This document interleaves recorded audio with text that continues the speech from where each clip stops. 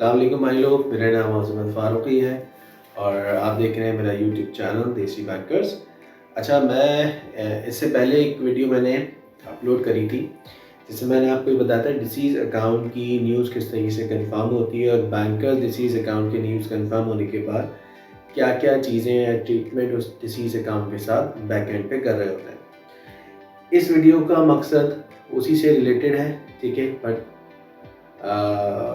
इसके अंदर मैं आपको ये बताऊंगा कि जी उस डिसीज़ अकाउंट में जो फंड्स हैं उसको आप किस तरीके से विड्रॉ कर सकते हैं या उस डिसीज़ अकाउंट की फाइनल सेटलमेंट किस तरीके से होगी। तो सबसे पहले तो देखें, डिसीज़ अकाउंट की सेटलमेंट के लिए डिसीज़ अकाउंट को दो चीज़ों में डिवाइड कर दिया जाता है। एक डिसीज़ अकाउंट वो होता है जिसके अकाउंट में बैलेंस है 1 लाख रुपए से कम या 1 लाख रुपए का, 100,000 और लेस देन 100,000। दूसरा जो टाइप होती है डिसीज़ अकाउंट की, ये वो अकाउंट है जिसमें अमाउंट डिसीज़ अकाउंट की जो है वो ग्रेटर देन 100,000, ठीक है। मतलब एक बैलेंस वो है जो कि 100,000 या इससे कम है डिसीज़ अकाउंट के अंदर, और दूसरा डिसीज़ अकाउंट वो है जिसके अंदर जो उसका बैलेंस है वो 100,000 या 1 लाख रुपए से ज़्यादा का बैलेंस है। दोनों अकाउंट्स की जो फॉर्मेलिटीज़ हैं थोड़ी डिफरेंट है। नंबर वन, वो अकाउंट्स जिसके अंदर 1 लाख रुपए या से कम का बैलेंस मेंटेन हो रहा है, तो वो किस तरीके से फाइनल सेटलमेंट या उस फंड्स को ले सकते हैं, तो वो मैं आपको बता दूं।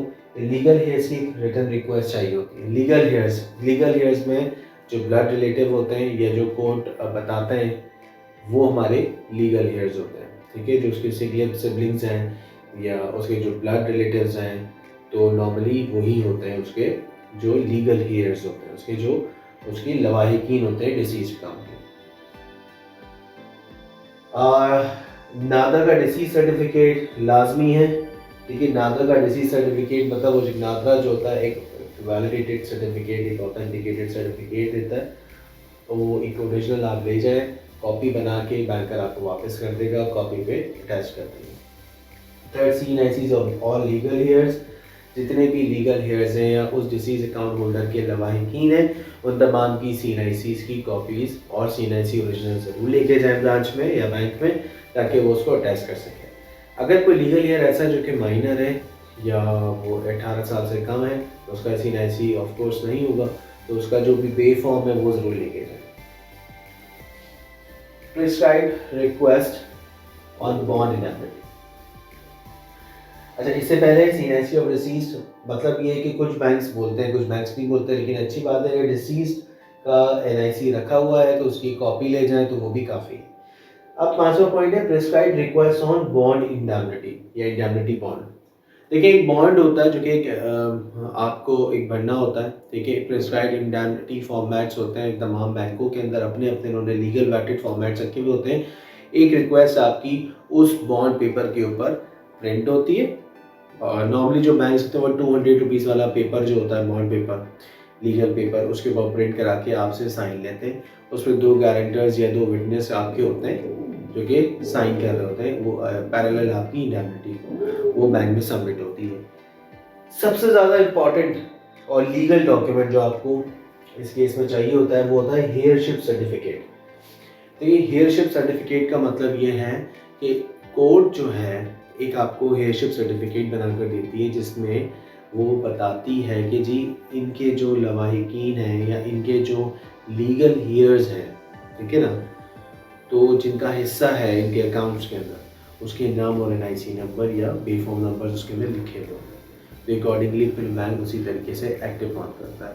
जो एडल्ट होते हैं ऑब्वियसली उन्हीं को मिलता है, अगर कोई डिस्प्यूट नहीं है तो उन्हीं को ही पेमेंट दी जाती है। नॉर्मली क्या होता है कि 5 अगर लवाहिकीन हैं, 5 अगर लीगल हेयर्स हैं या नॉमिनीज़ हैं, लीगल नॉमिनीज़ हैं, तो उसके अंदर 5 हैं तो 4 किसी एक के हक़ में दस्तबरदार हो सकते हैं।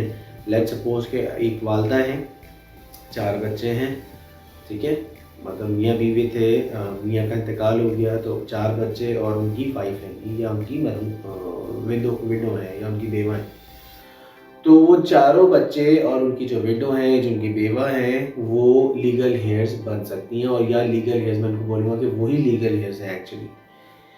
तो वो क्या होगा, वो इस तरीके से होगा कि वो चारों बच्चे अगर चाहें अपने माँ के हक़ में दस्तबरदार हो सकते हैं वालिदा के हक़ में कि जी हमें we have no objection to withdraw the funds in our mother's name. आप हमारे मदर्स के नेम के ऊपर, मेरी वालिदा के नाम के ऊपर पे ऑर्डर बना दें या इस इन फंड को रिलीज़ कर दीजिए। तो ये एक आप एक मज़ीद इंडैमिनिटी उन लीगल हेड से ले सकते हैं अगर कोई डिस्प्यूट नहीं है। अच्छा, दूसरी कैटेगरी डिसीज अकाउंट में है वो अकाउंट जिनमें अमाउंट्स या अकाउंट का बैलेंस पड़ा हुआ है 1 लाख रुपए या इससे ज़्यादा का। प्रॉब्लम यहाँ पे नहीं आती, लीगल हेयरशिप सर्टिफिकेट जो बनता है वो मुश्किल से आपको 3-4 या 5,000 रुपये, बहुत लोग कोई 3,000 रुपये लेगा, कोई 5,000 रुपये लेगा, जो मजिस्ट्रेट का आई गेस वर्क होता है। ये आपको बहुत आसानी से मिल जाता है, एक दिन में कुछ घंटों में मिल जाता है आपको। ये तमाम चीज़ें आपके पास होती हैं। लीगल हेयर की रिक्वेस्ट हाथ से बना के दे दें, आधार सर्टिफिकेट वो आपने बना गया हुआ होता है, वो सीधे जमा कराना है। CNIC भी मिल जाती है, डिसीज का CNIC भी मिल जाता है। प्रिस्क्राइब्ड रिक्वेस्ट ऑन इंडैमिनिटी बॉन्ड, ये भी बड़ी आसान होता है। बैंक में जाएंगे, वो आपको इंडैमिनिटी रखी हुई होती है तैयार, वो दे देते हैं आपको, आप प्रिंट करा लें। लीगल हेयरशिप जो है फ़ौरन आपको मिल जाता है, 2-3 घंटे, बहुत मुश्किल 2-3 घंटे बोल रहा हूँ ना, 1 घंटे में मिल जाता है। प्रॉब्लम थोड़ा सा जो कॉम्प्लेक्स होता है यहाँ पे स्ट्रक्चर होता है ट्रांजैक्शन का। Amount in account greater than 100,000, तमाम चीज़ें वही हैं, ठीक है। लीगल हेयर्स की रिक्वेस्ट चाहिए हमें, नादरा का डिसीज सर्टिफिकेट चाहिए, CNICs ऑफ लीगल हेयर्स चाहिए, CNIC ऑफ डिसीज चाहिए, जो डिसीज होंगे उनका CNIC कॉपी। लेकिन ये 2 रिक्वायरमेंट्स यहाँ ख़त्म हो जाती हैं। इंडैमिनिटी वाली जो रिक्वायरमेंट है वो भी नहीं रहती, हेयरशिप वाली जो है रिक्वायरमेंट है वो भी नहीं रहती। यहाँ पे चाहिए होता है succession certificate. Actually succession certificate को आप दूसरे लफ्ज़ों में कोर्ट ऑर्डर भी कह सकते हैं। कोर्ट ऑर्डर बाकायदा इस तरीके से इशू होता है कि जितने भी लीगल हेयर्स होते हैं वो एक वकील हायर करते हैं, ठीक है।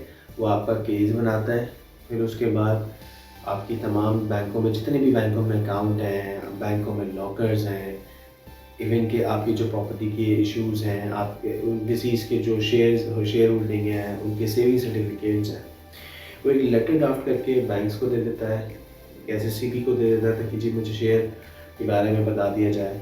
बैंकों को मज़ीद लॉकर्स के बारे में बोल देता है, अगर कहीं प्रॉपर्टी तो उसमें भी वो काम आता है। फिर इसके अलावा एक नेशनल सेविंग सेंटर में भी चले जाते हैं जिनके नाम से अगर कोई सिक्योरिटी इशू हुई है, लाइक SSC और DSC जो स्पेशल सर्टिफिकेट्स होते हैं। तो तमाम वो जो एक लेटर होता है वकील ड्राफ्ट करता है, और तमाम वो जो कॉपीज़ हैं वो तमाम इंस्टीट्यूशन में चले जाती हैं। तो on the part of bank क्या करते हैं, बैंक उनको जैसे ही वो नोटिफिकेशन मिलता है कि जी क्या आप ये इस CNIC के अगेंस्ट में कोई अकाउंट है, अगर है तो उसके हमें एक बैलेंस सर्टिफिकेट बना के भेज दिया जाए, और मज़ीद हमें कोई अगर लॉकर है तो उसकी भी इंफॉर्मेशन दे दी जाए।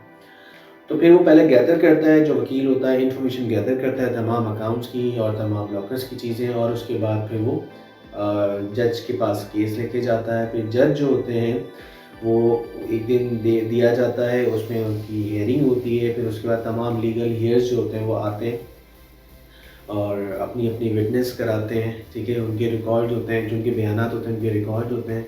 और उसके बाद फिर जो कोर्ट होता है, जो ऑनरेबल जज होते हैं, तो वो क्या करते हैं कि जी एक ऑर्डर देते हैं कि जी ये इनके जो है वो लीगल हेयर्स हैं, और इनको जो भी प्रॉपर्टी है और जो इनके अकाउंट्स हैं, जो भी इनके लॉकर्स हैं, वो इनके हक में फैसला सुना देते हैं जो जज होता है। अच्छा, सक्सेशन सर्टिफिकेट में एक चीज़ और होती है कि उसमें एक परसेंटेज भी मेंशन होती है। लाइक जैसे हमारी शरिया में है कि जी 100% लड़की का, 50% जो है लड़की का है। तो इसी तरीके से उन्होंने कुछ परसेंटेज उसमें लिखी हुई होती हैं कि जी 40% जो है XYZ ABC का 30% और फला का 50%, इस तरीके से परसेंटेजेस लिखी होती हैं। और बैंक की रिस्पॉन्सिबिलिटी है कि उन परसेंटेजेस को देखते हुए वो फंड के पे ऑर्डर्स को बनाएं। लेट्स सपोज अगर 1 लाख रुपए, 1,10,000 रुपये, 2 लाख रुपए किसी अकाउंट बने हुए, तो 2 लाख का अगर लेट्स सपोज अली के नाम पे उन्होंने दिया है जी 40%, 2 लाख का 40% जितना बनेगा उसका एक पे ऑर्डर अली के नाम पे बनेगा। और लेट सपोज अगर आमना है उनका 20% है, तो आमना के नाम पे जो बैलेंस आएगा वो 20% का 20% का पे ऑर्डर बनेगा। इसी तरीके से जो परसेंटेज लिखी है उसी हिसाब से जो उनके बैलेंसेस हैं उनके पे ऑर्डर बन के उनको रिसीव कराए जाएंगे। तो और उसके अंदर लॉकर्स भी कवर हो जाता है। तो बेसिकली ये सक्सेशन सर्टिफिकेट है, ये आपको वकील हायर करना पड़ता है, ये बनाते हैं, इसका कोई 10 से 15 दिन का टाइम शायद कोर्ट देता है, तो ये आपको मिलता है और ये एक्चुअली इसमें थोड़ा सा टाइम लगता है। तो अगर आपके अकाउंट का बैलेंस किसी भी डिसीज अकाउंट के का जो बैलेंस है अगर 1 लाख रुपए से ज़्यादा, तो आपको सक्सेशन सर्टिफिकेट लाजमी बनवा लीजिए। दोनों कैटेगरीज में जो लीगल डॉक्यूमेंट्स हैं कोर्ट वाले, वो ये हैं सक्सेशन सर्टिफिकेट, वो अमाउंट जिसमें 1 लाख रुपए से ज़्यादा का बैलेंस है, वो अमाउंट जिसमें 1 लाख या 1 लाख से कम का बैलेंस है, उसमें हेयरशिप सर्टिफिकेट, ये एक्चुअली कोर्ट की चीज़ है। तो उम्मीद है कि मुझे आपको समझ में आ गया होगा कि डिसीज अकाउंट की जो सेटलमेंट है वो किस तरीके से की जा सकती है। कोई भी चीज़ आपको ना समझ में आई तो मुझे प्लीज़ इनबॉक्स करें, मुझे कमेंट्स में लिखें क्या चीज़ आपको समझ में नहीं आई, और मुझे बताइए कि मैं और चीज़ें आपसे क्या शेयर करूं जो आप समझना चाहते हैं। और बाकी मुझे दीजिए इजाज़त, फिर इंशाल्लाह आपसे मुलाकात होगी। लाइक शेयर सब्सक्राइब ज़रूर कीजिएगा। तब तक के लिए अल्लाह हाफ़िज़।